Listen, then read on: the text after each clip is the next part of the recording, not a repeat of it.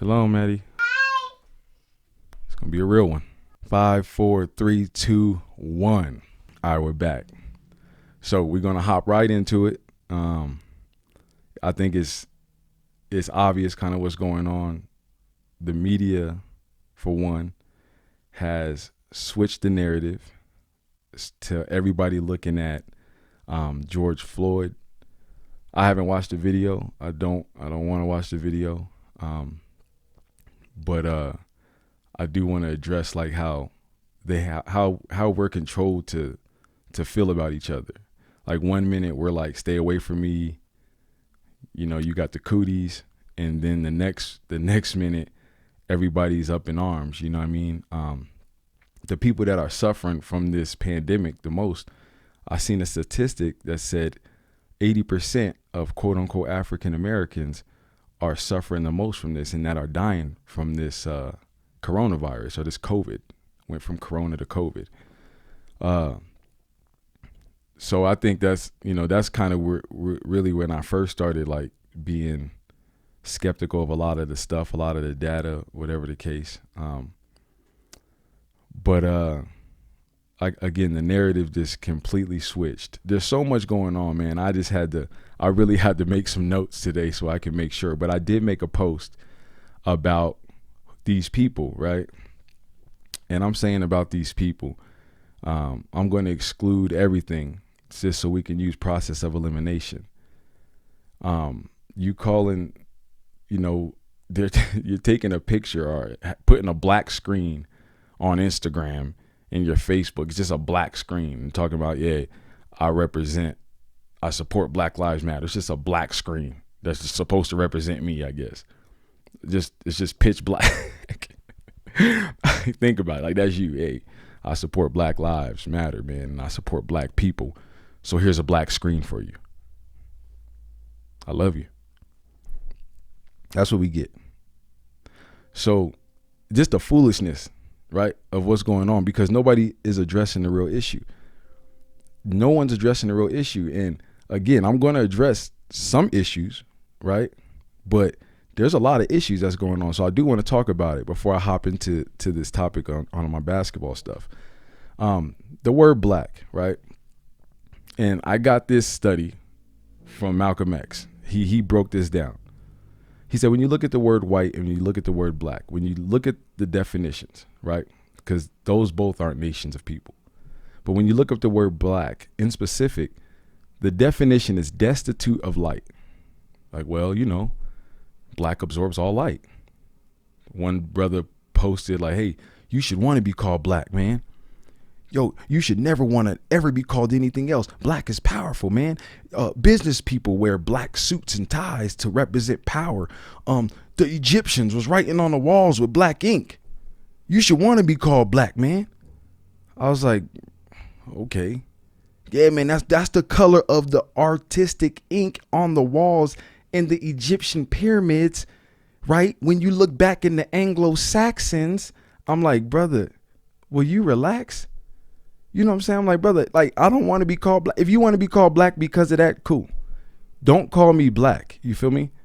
So one of the definitions is destitute of light, funeral, mourning, defame, necromanting, vile. Vile means morally, despicable. That's what vile means.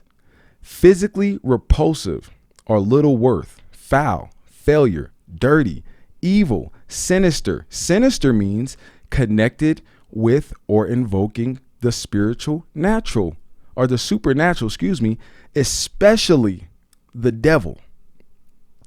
Disastrous, dishonorable.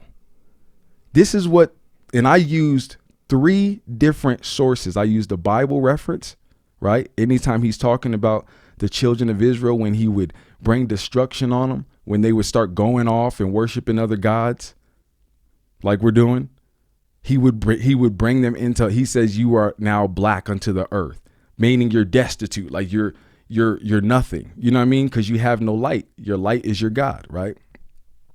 So This is one of the definitions, three of the definitions, three different sources. Then I use an encyclopedia and I use the dictionary, Webster's dictionary. People are like, well, you need to rewrite the definition. Rewrite the definition of black. I'm not rewriting nothing. I don't want to rewrite the definition of anything. Just call us what the Most High called us. There's no people in the Bible or anywhere called black. So if you're talking about my brown skin, if we want to use a color, wouldn't that make more sense? Brown? Like, why would you call me black? Like, and then trying to say like words don't have meanings, right?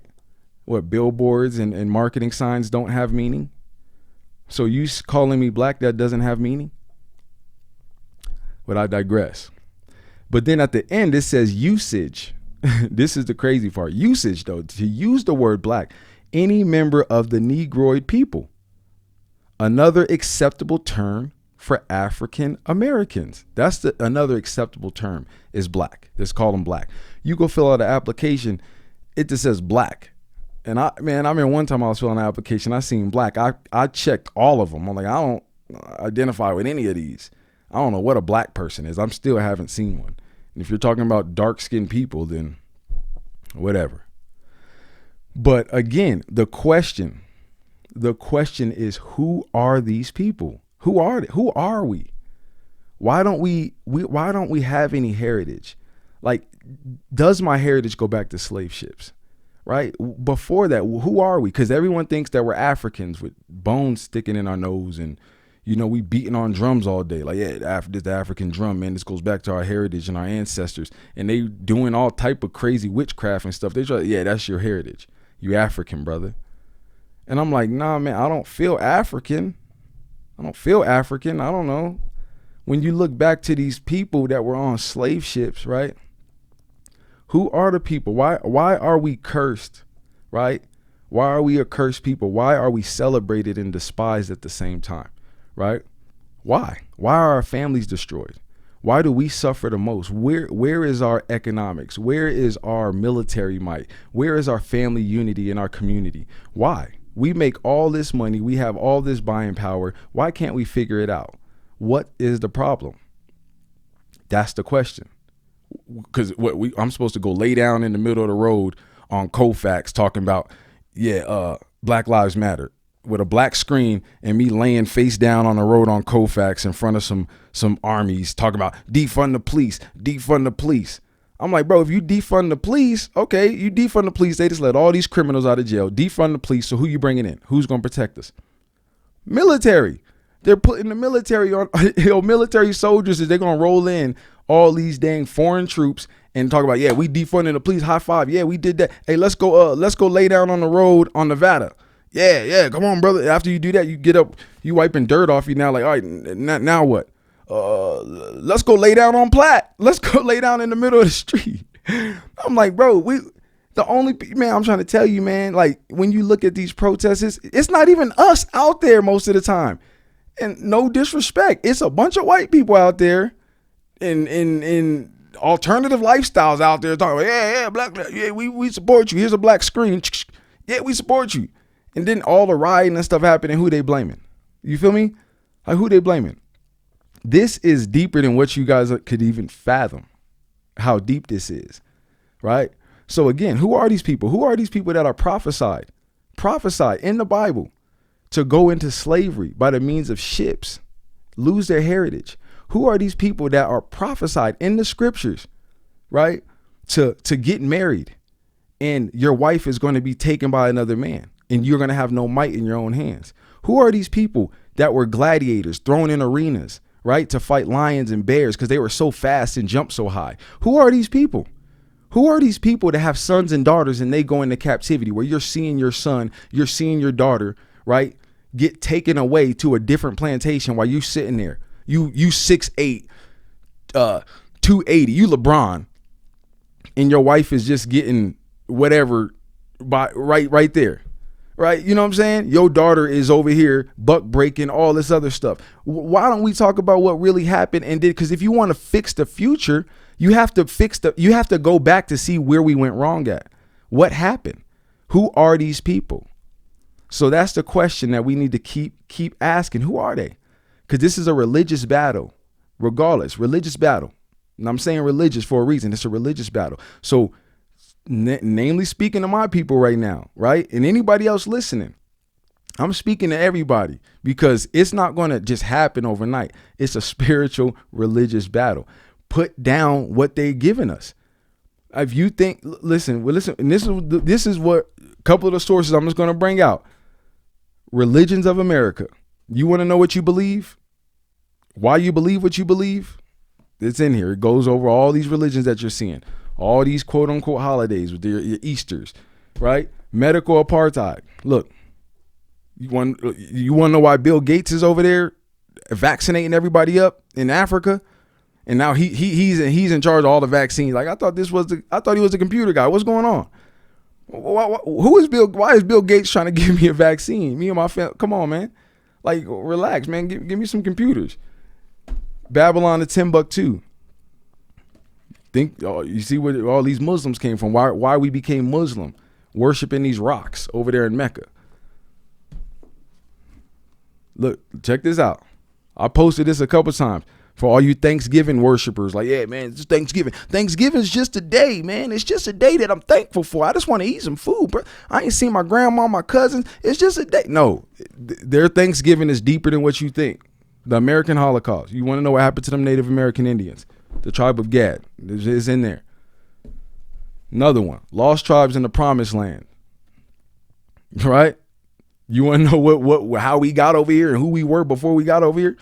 Go ahead, it's in here too. I don't even know if I'm off the coast is the 13th tribe. There's only 12 tribes. It must be 13, according to this brother, when he breaks down the research. I didn't write these books, all right? I didn't write these books, and you know what I mean? These people are scholars. They done the research, and most of them don't look like me. So, and the last one that you understand, that to really understand what's going on between these people, the Willie Lynch letter, the division that was put amongst us. We don't trust each other. Like our family split up, our fathers, we don't know who our fathers are. You know what I mean? Like it was systematic from the beginning, because you take these people, you need to divide them up, because why? A nation divided against itself cannot stand. Does it look like we're standing? So again, man, you got to understand who these people are. So the only scripture I'm going to pull, I got to pull this. This is Jeremiah 17:4. It says, and thou, even thyself, shall discontinue from thine heritage that I gave thee, and I will cause thee to serve thine enemies in a land which thou knowest not. We can say, oh, that was when they went over here and went over there. It keeps happening to the same people, because we keep, oh, man, it's Christmas. Yeah, man. Oh, Flag Day, Memorial Day, 4th of July, Easter. It don't even matter. Any holiday they give you, you out there. St. Patrick's Day, we out there, green beer. I'm like, what are we doing? Like, we celebrate anything they give. Hey, brother, happy Father's Day, man. Hey, happy Mother's Day. Happy birthday. Like, will y'all stop? Stop it. Yo, you don't understand. These are holidays. Is synonymous with why. They were called holy days. These are these pagans' holy days that they're celebrating. So again, I don't want to get too far off the beaten path, but this foolishness is really starting. I haven't said anything for a while, but I'm sitting there looking at this. I'm like, okay, first of all, a black screen represents me. Appreciate you. I'm looking up the definition of black. Everybody can look it up. I'm like, why we got to be black? What Kendrick say? Don't call me black no more. Black is a color. We know that ain't facts no more. What happened to Kendrick? As soon as he made that album, he just disappeared, because what he said before that. Carmelo Anthony now coming out talking about, hey man, we might be these people in this Bible. Everybody scratching their head like, yo, what's going on? Everybody waking up. That's the problem. Nationalism is not anti any other nation. It's about look at the state and the destitute condition of a certain people. What are we going to do to help these people, or do you guys want to? Because if we shucking and driving and running up and down your basketball courts and running up and down your football fields, you know what I mean? If we doing that, everything's smooth. So with that, I digress. But let's go into basketball next. You know, ironically, yeah. Let's go into hoops. So biggest hoax in history right here, man. Biggest hoax ever. Identity theft. So trust in the process. That's the topic. Trust in the process. So Everybody wants to trust the process until it's your kid that's actually going through the process, right? Because you have to be tried. Like, but when that process comes around, when the process comes around and you're not in the position that you want to be in, what do you do, right? What do you do? Because everyone keeps blaming the coach. You blame other kids on your team. Like, you can't do that. You can't do that all the time. I've done that. And I'm speaking from experience. Like I said, I've been in the game where I knew I wasn't coming out, and I was on the bench where I knew I wasn't getting in. But the one thing you want to do is become undeniable. You want to train, study the game, become the best player that you possibly can be. Where men lie, women lie, but numbers don't, right? So now with no numbers, and your productivity is going to speak for itself, whether you're actually helping your team win the game or lose the game. It's going to show. So if you're that good, it's going to show. There's going to be nothing no one can say. And that's the biggest advice I can give you. If you feel like, man, the coach is hating on me, there are situations like that. But you want to become undeniable, where when anyone else sees you play, it's going to be evident that you're one of the best players or the best player on the floor. What you don't want to do, you don't want to keep comparing yourself with another kid. You don't want to compare yourself with him or compare yourself with him or, well, Raymond, I'm better than him and he did this. I'm better than him and he did this. Okay, all right, whatever. If you are better than him, show it at practice. Show it. Don't just say it and be like, yeah, I'm better than him. No, you're probably not better than him, because if you were, everyone else would agree. So if you're sitting here thinking that you're better than somebody and you keep comparing yourself with them and you're just doing all of this, and then when it's time to play, you're turning the ball over, airballing, dribbling off your feet, passing to the other team just over and over and over again, getting beat on defense because you can't guard, your body language is bad, you don't communicate, you have no court awareness, you have no work ethic, right? You're a bad teammate. All these things go into being a good player. Do you rebound? Do you get back on defense? Do you push the ball? Like, what do you do to help your team win? Do you hit shots? Like, what do you do? And if you just think that you're better than somebody and have not proved anything to no one because you're 14 or 13 or whatever the case, and then your mom's calling me like, yeah, man, well, I just wanted to give him a chance he needs to be pushed. So can you move my kid to a different workout group with the older kids so he can be pushed? And I'm like, what? So now I'm supposed to move you to a workout group so you can be pushed. And now the kids that's pushing your kid, they're looking at you like how you was looking at the other kids in the workout group. Like, I don't want to work out with him. What I'm supposed to do? I'm supposed to just help him out. I'm here to get better too. So same thing with some of the females. Like, hey, well, I want my daughter to work out with the boys. Okay, there are girls out there that need to be working out with guys. Whatever. I'm not going into all that. But then the mom be like, hey, well, or the boys be like, look, man, I'm not trying to work out with her. I'm not trying to work out with her. She's not pushing me. I'm just bodying her and getting layups. And then the parents are like, oh yeah, they needed that. They really needed that, man. That was great. Same time next week? No, because now I got everybody else complaining. First it was just you complaining. Now everybody's complaining that your kid is in the group, or your kid's, working out with us, or whatever the case. And you over here like, yeah, well, iron sharpens iron. Okay. Is your kid iron? Is your kid iron? Like, is he? Is he helping other people get better? Does he help the workout? Does he help the group? Because everybody just wants something for nothing. Nobody wants to work for anything. Prove it.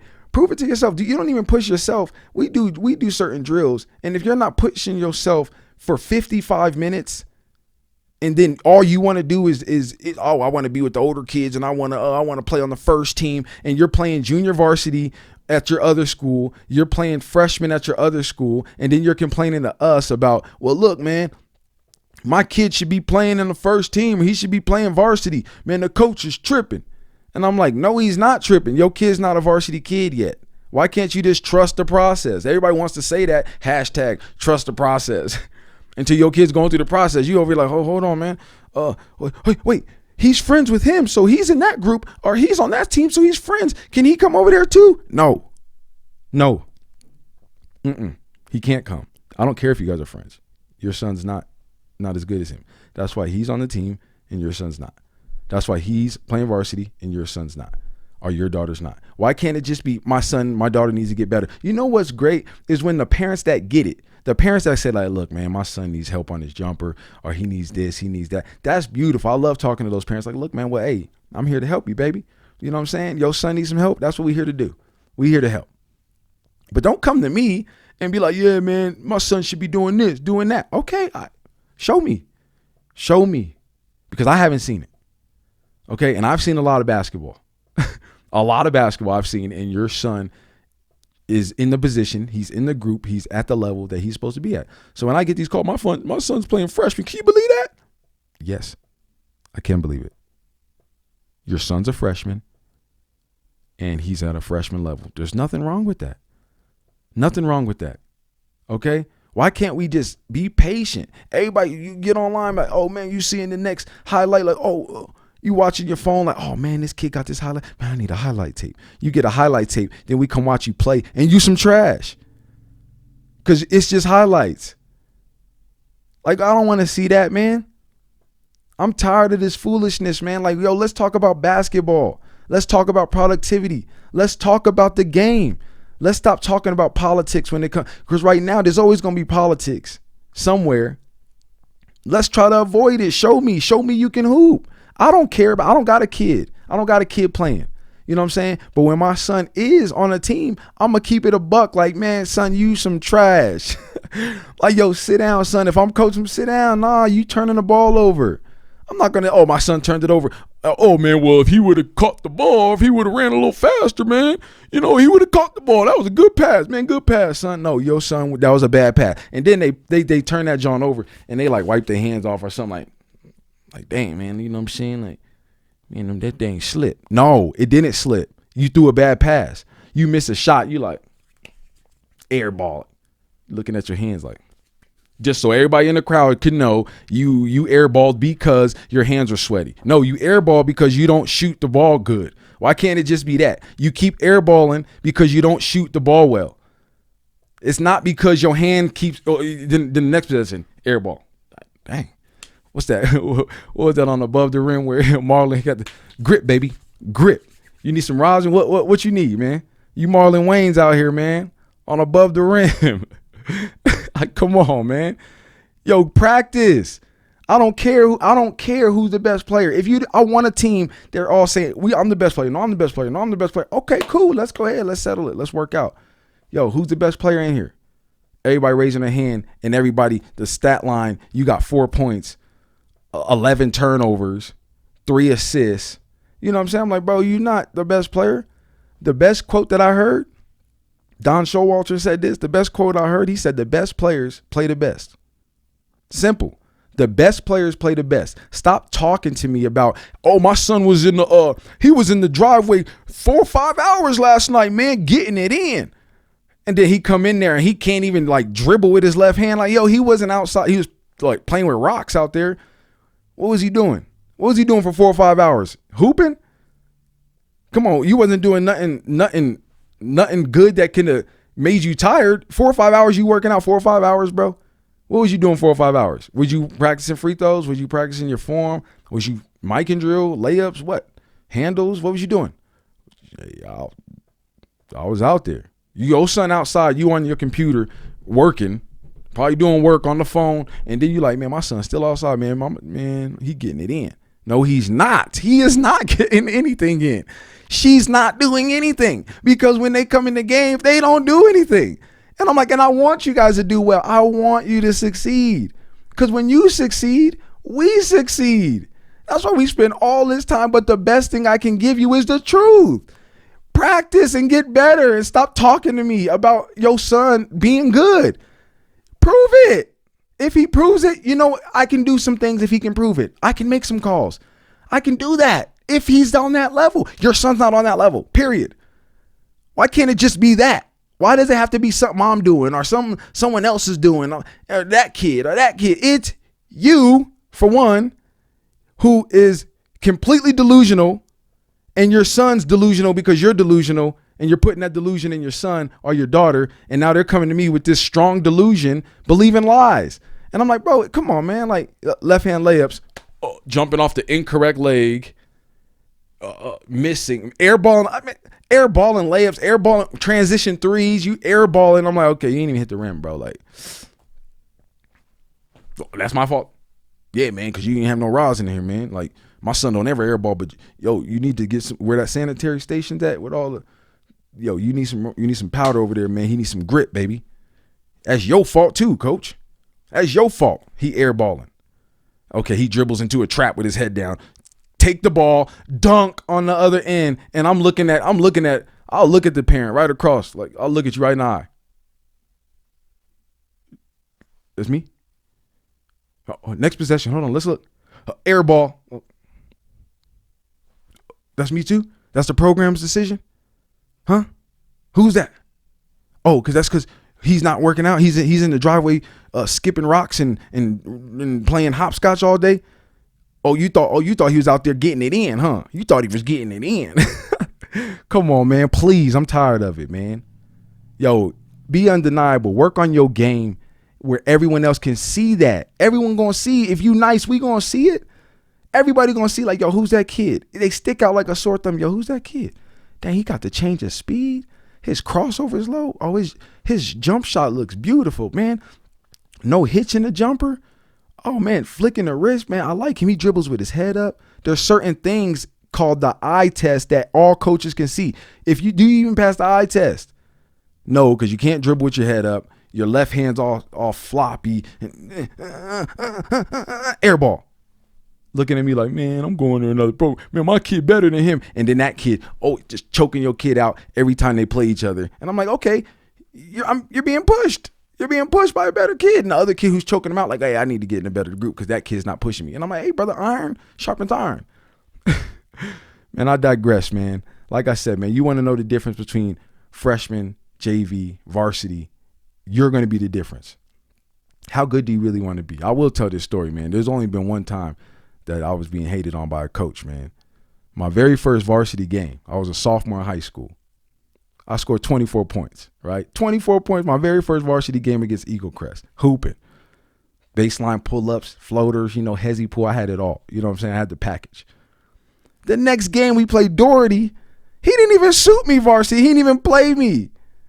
I'm like, what is going on in the world?